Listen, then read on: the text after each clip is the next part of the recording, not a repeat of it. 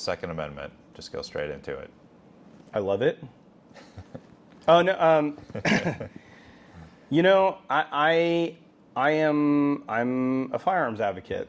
Obviously, I was in law enforcement. I'm a trained marksman, right? I have my marksman designation. Your viewers can go look up what that means. Okay. I'm a big gun advocate, but there are some things on a national level that I do have a problem with, right? There are states where somebody can purchase a firearm, go walk out to a parking lot. This is the gun show loophole. That's what it's called, right? So everyone understands what the gun show loophole is. Yep. I can buy a firearm. I can walk out to a parking lot. I can sell that firearm for 3x, right? And as long as I have good faith and plausible deniability that this person bought this firearm legitimately, I don't have to check their identification. I don't have to do a background check on them. Nothing. I can just sell a person a gun at any point, anytime, anywhere, right? And that's a problem. But I think we also have to recognize that it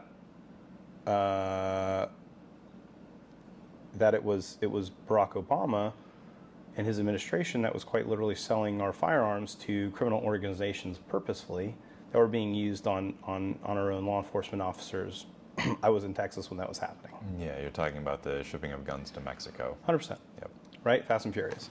So we do have some issues. Now, the state of California is a very, very big problem. It's gone beyond a Second Amendment issue in the state of California to the point where they are trying to disarm people by pricing them out of gun ownership, right? I don't think that there should be a ban on firearms or assault. The assault weapons ban is bullshit. It's complete bullshit. I think there's one and only reason that the government doesn't want that, and that's a government in a state that's beyond tyrannical and is afraid of its people. And frankly, even the framers said that a government fearful of its people is one that's operating in good faith and in the best interest of its people. Okay, so if we had a government that was actually operating in our best interest, they sure shit wouldn't be worried about who has what, right? So I can tell your position are that the gun show loophole should likely be closed. 100%. Okay. What about like transfers? So I do know that currently in the federal administration, Biden administration, they're trying to prevent even transfers among like family members. They're trying to go that far. So do you think that checks should have to be run in every situation where a firearm is transferred? Okay. No. Just gun shows where you don't know the person that you're selling to. Yeah, and the only reason I say that is because I've been privy to a number of cases, because of my background. I've been privy to a number of cases that listen, that all you have to do is claim good faith, plausible deniability, and you're free and clear. Yeah, it's super great. Right, and where people have literally bought firearms, like purposely bought like the Dracos, right? It's like the mini AK.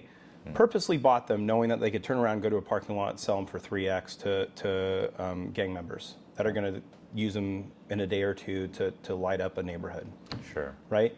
Like that's a problem. That is a very, very big and pervasive issue. Sure. Let's go to a couple of other things that I brought up in the other interviews, or that I guess the other candidates brought up, which are red flag laws, first of all, so keeping firearms out of people who have mental health problems and could be a danger. So you're okay with doing that as long as it's done constitutionally? I think it's, as long as it's done constitutionally. I think it's difficult. It's a slippery slope. Sure. Right? And that's another one that's a slippery slope, right? Okay. I think there have to be some clear-cut metrics. And then what do you think about storage laws? And for example, one of the other interviews, they brought up the fact that the Trump's attempted assassin, his parents should be liable for that because they gave the gun to his son that was used to try to assassinate Trump. Well, I think it comes back down to, I think it has to come back down to good faith action, right? So we can equate it to law enforcement use of force, right? The qualified immunity argument is predicated on good faith, right? I had good faith to believe that my actions were justified based on law, constitution, and situation. and the parents have good faith, or somebody has good faith in that regard, that this person is not going to be a problem, or there's something other not going on, then yeah, right? There's torts cases that are completely unrelated to firearms that are similar, right?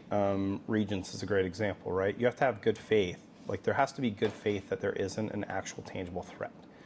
And if that's violated, then it's another discussion, and we actually have a violation, right? Sure. But So this is a very discretionary thing that the court Yeah. system would need to solve out with the jury, and so I understand your Yeah. position on this. yeah, I don't like the idea of I think it's a very slippery slope and dangerous to go, well, this person said this thing on social media, and so now they're not allowed to own firearms anymore. It's kind of like Tulsi Gabbard. Tulsi Gabbard just got blacklisted by TSA because of some shit she said on social media. That's fucking ridiculous. It's absolutely ridiculous. That is a slippery slope, right? It's the same reason that Edward Snowden is having to reside in Russia now, because he blew the whistle on illegal wiretapping of U.S. citizens without due process or just cause. Sure.